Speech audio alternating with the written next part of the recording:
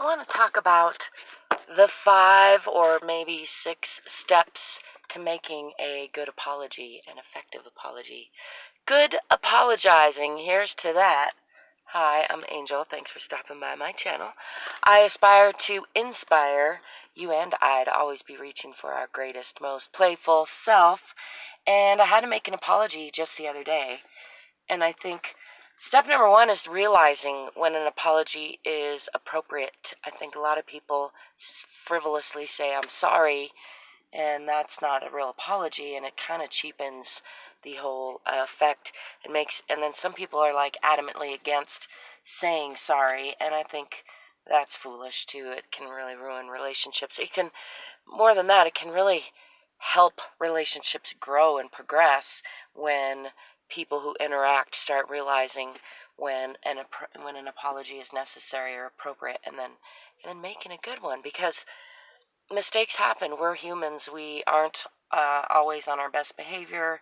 I just had like a post-traumatic stress anxiety attack in the middle of the night the other night, and then was really grumpy in the morning, and I wanted to apologize to my friend who I was grumpy to first thing in the morning, and it was very helpful to remember these steps. So step number 1, after you recognize if an apology is appropriate, is to really take ownership of what you did wrong. Say, I'm sorry, and also say,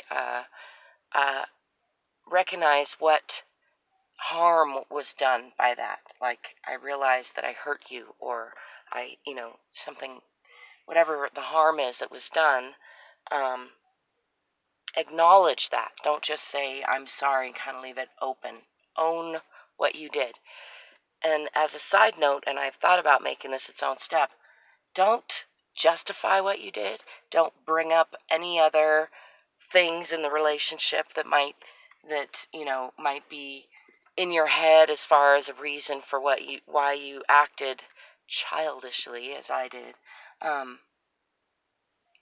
What I'm realizing is, at least in my case, and I think in a lot of cases, I was reenacting a childhood, maybe even infantile scenario that got triggered, where I got kind of scared, and then I got angry, and I lashed out. And it's a pretty natural cycle. But it's not fair to do that to the people we love. I think lots of us do. It's common. I have it.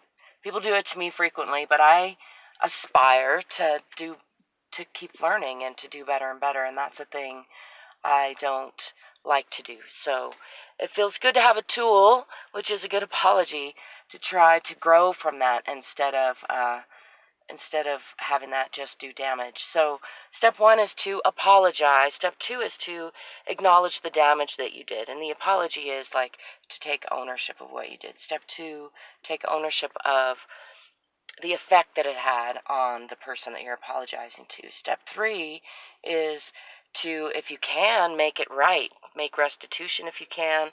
Do the best you can to reverse that. Do something to resolve that as best you can. Step 4 is, I didn't think through these steps. I just remember there were 5 steps. See if I did them. Step 4. Sorry, I just got distracted too. On top of that, step 4 is to. I'll be right back. I remember. Step 4 is to say that you regret that. Like, let them know that you really regret and wish you hadn't done what you've done. And step 5, and these might not always be in the same order, but this is a good order. Step 5 is to promise that you're not going to do it again, and then follow through with that promise. Not do it again, or do your best. In my case, I'm having this emotional reaction. All I can really say is I'm going to do my best to make sure that doesn't happen again. And then I am taking steps, active steps, to try to resolve this so that it doesn't keep happening in my relationships. So I feel like that's the best I can do. And I feel pretty good about my apology. I don't know how my friend who I apologized to feels about it, although he did say apology accepted at some point.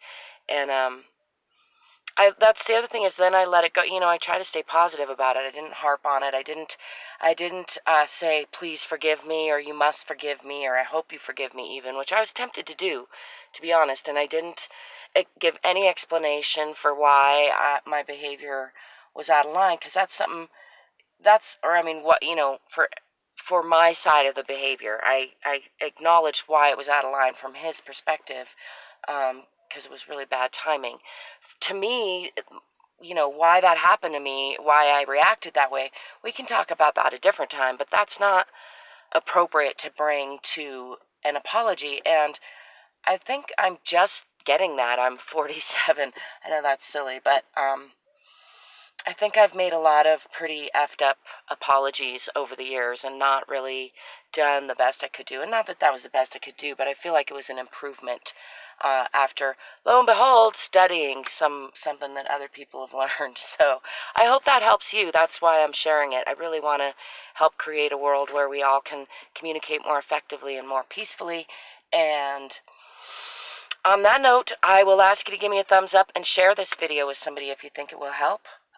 Subscribe to my channel if you haven't already. I have a whole hodgepodge of stuff coming out right now at 7 and 7 a.m. and p.m. and then music at 11 on weekends, usually, pretty consistently. And you can find other ways to support me, like shopping in my store, buying my music or my books, in the description below. I encourage you to sing more, dance more, love more, shine more. And until next time, I wish you peace, prosperity, positivity, love, laughter, and playfulness. Don't forget to drive forward.